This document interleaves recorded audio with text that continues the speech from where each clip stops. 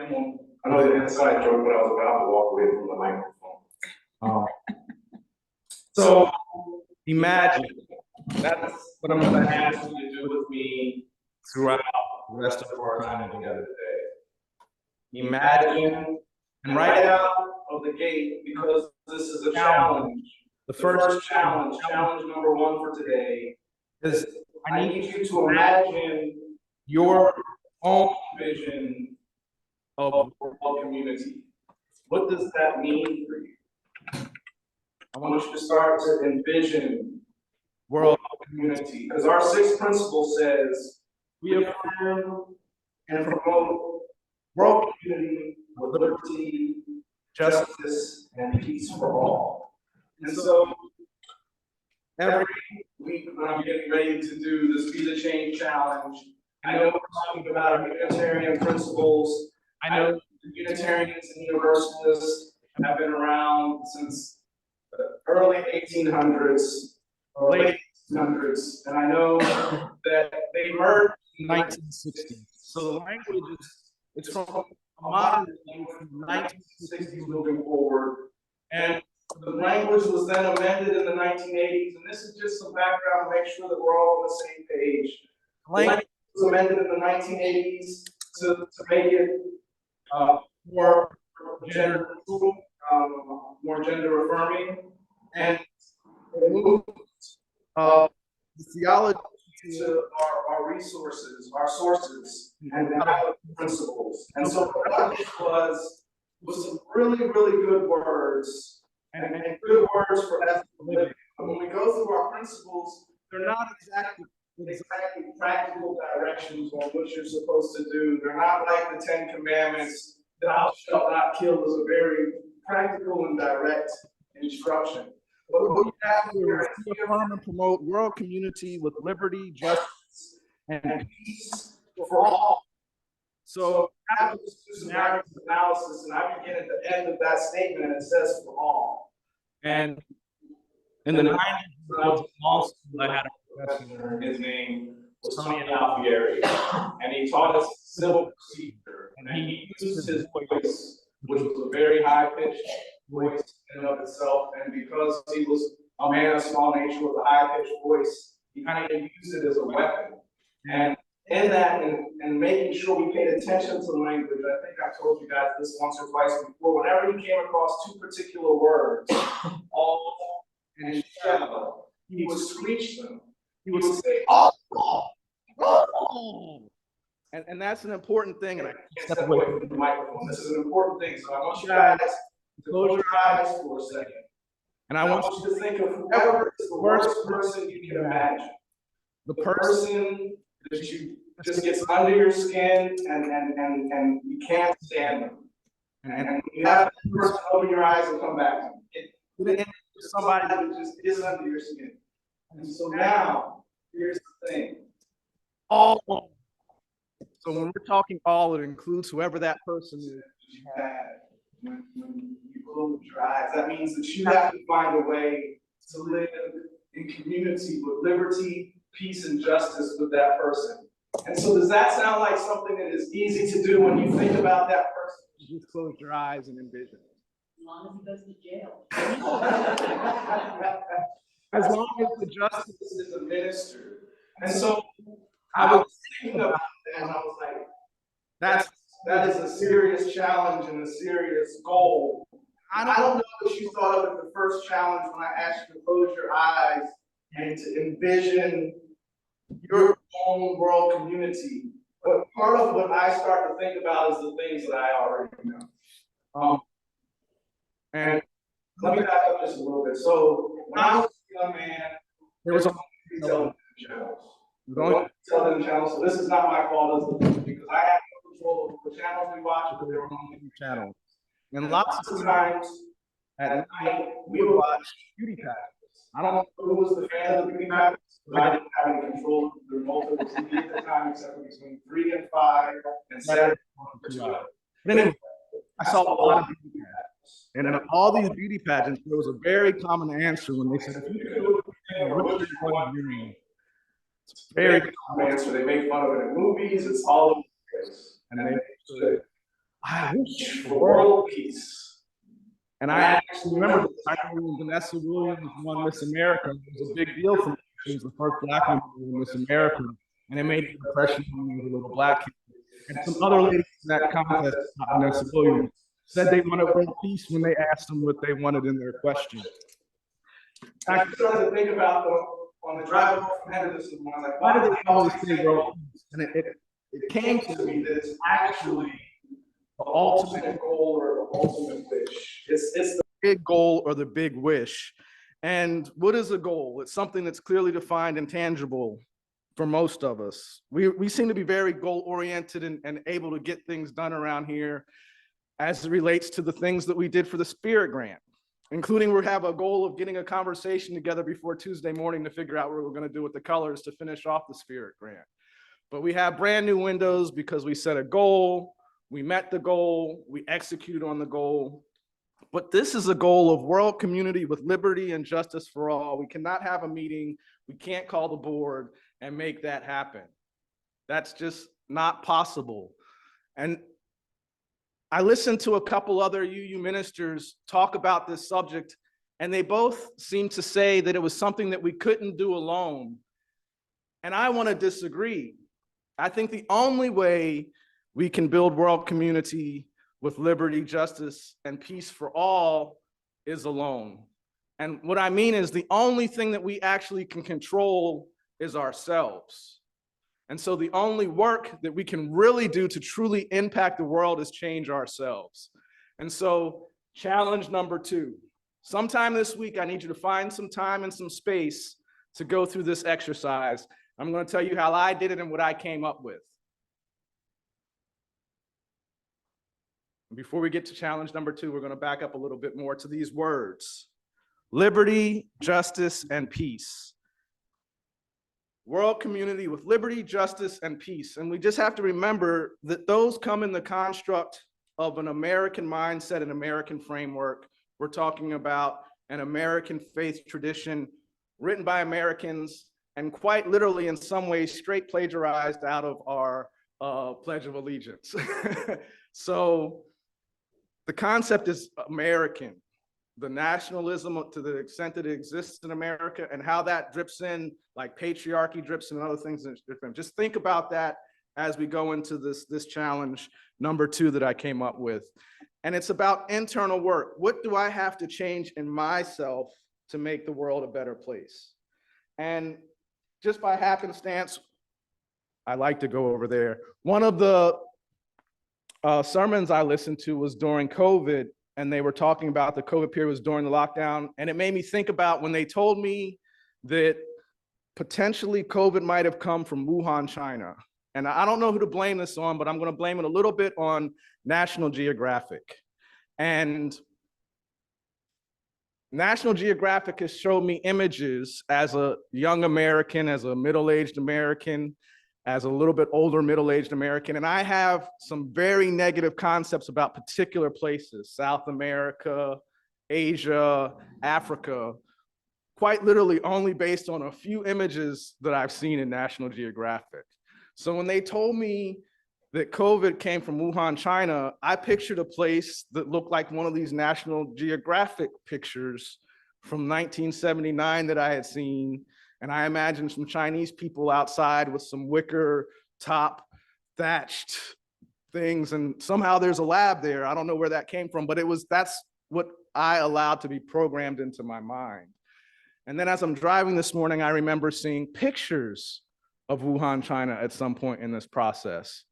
And it's more developed and has a bigger skyline than Chicago and then Miami.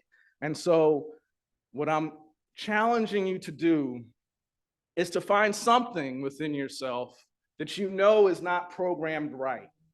We have to think acutely and accurately about the world to bring about a world community. So what I'm doing in this part 2 of the challenge is I'm focusing on these images and these thoughts that everything in America is so perfect and everything else outside in the world is so wrong. I've traveled not everywhere, but a lot of places, and none of them look like my National Geographic images that I'm holding on to. So that's part 2 of the challenge.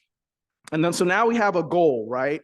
And a goal can be very tangible, but can also be something that we're not necessarily going to achieve in our lifetime, or maybe even at all. A goal can be something that we just shoot for, something that gives us direction. And there's something very particular that we know of that is exactly like that, and that's the North Star, right? So when we use the North Star to navigate, most of us use Waze or Google Maps, so we don't have to rely on the North Star any longer.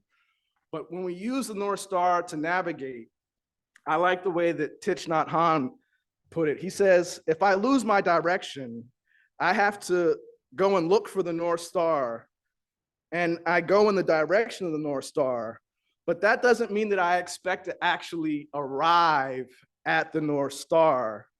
I just use it to help me know in what direction I want to go, right? So now we know that we're working with the goal of world community. And once we get a clearer vision of what that world community is, then that can start to become a North Star for us, right? And then we look at the words. We affirm and promote world community with liberty, justice, and peace for all. And in there, there's some underlying promise. There's some underlying and included messages in that. And here's what I see. I see that progress is possible, right? Because we can make a change. I see that people can change. Because if we're going to have a world community, it's going to require people to change. Some of them will have to change while they're in jail, but people will have to change if we're going to truly have world community. And then there's also this underlying included notion that it's actually our work to improve everything around us, right? And so if we can believe in good and change, that's one of the things that makes what we do and how we do it differently, because other people believe in destiny, they believe in doctrine, they believe in a damnation in such a way that it doesn't allow them to believe in the good. And this is literally world community with liberty, justice, and peace for all invites us to believe in the good. And coming back to that second challenge about the inner work, the good has to be in you. If you're not full of good and fully overflowing with good, there's no way the world can be good and overflowing with good, because you're mucking it up, that one individual you. So encouraging challenge number 3 is to start making space to fill yourself up, because one of the things they say is you cannot pour from an empty vessel. So you start to have intentional things to fill yourself up. It can be a chamomile tea, it can be a meditation, a walk on the beach, since we live in such idyllic places. But there has to be something in your regular routine to fill yourself up as you move forward, or else there's nothing to pour out of from your cup. And so there's a very interesting quote going back to that tomorrow is the anniversary of the March on Washington. And I always thought this quote came from the Reverend Dr. Martin Luther King Jr. But in my research for today and all of the homework that I did getting ready for you guys, I learned that in 1853, a Unitarian minister named Theodore Parker said these words: I do not pretend to understand the moral universe. The arc is a long one. My eye only sees a little ways. I cannot calculate the arc and complete the figures by the experience of sight. I can derive it only by conscience. And from what I can see, I am sure it bends towards justice.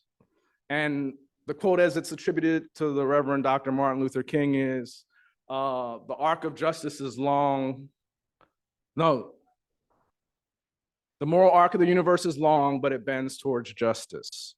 And so it's our job, it's our duty, it's our responsibility to put pressure to put pressure on that arc. And there's a couple ways that we can put pressure, that internal pressure that we're putting by changing ourselves.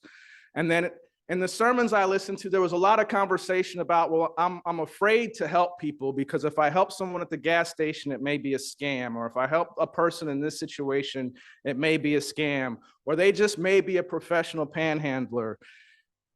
And a suggestion came that I want to share with you, and it was an amazing one. Why don't you start helping people just when you see they need help, not when they're asking for it? When you see that someone might need a hug, because you know that they need a hug, not because they asked for a hug. Or when you see that someone might need a little help with a couple extra odd jobs so that they can get along their way. They don't have to. One of the no-nos, there's very specific instructions that say don't touch the microphone.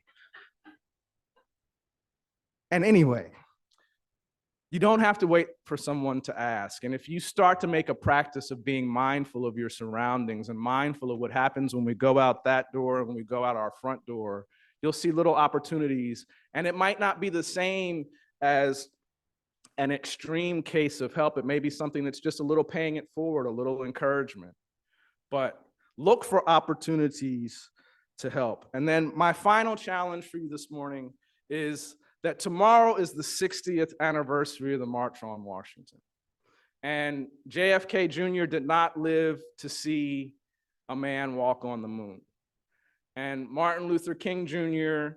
did not live to see so much of the progress, and so much of the progress that was intended through all of the activities in the 1960s in the civil rights movements are still works in progress. So my final challenge is tomorrow, sometime, whether it's watching the program on TV as it's broadcast and they do the programming from Washington, D.C., or somehow engaging with yourself and the ideas of equality for all, justice for all, peace for all. I challenge you tomorrow for the 60th anniversary on Washington to spend some time engaging the principles and the purposes of why that march actually occurred and why we are still marching for the things that we need to have. So we have work to do. It's our work. We have 4 challenges. 1, you have to please with me this week. We're going to keep the principle in our pocket. The principle we're going to keep in our pocket is the 6th principle. We affirm and promote world community with liberty, justice, and peace for all. We're going to come up with a solid vision of what world community means to us personally. We're going to do some deep inner work, and we're going to find something to single out and change about ourselves that we know is not helping and leading to world community. And we're going to focus on the principles in the principle and around the March on Washington tomorrow as we keep this 6th principle in our pocket moving forward. And with that, I'm going to invite Carol to come back up to the piano and lead us in our closing hymn today. And our closing hymn, I believe, is number 140.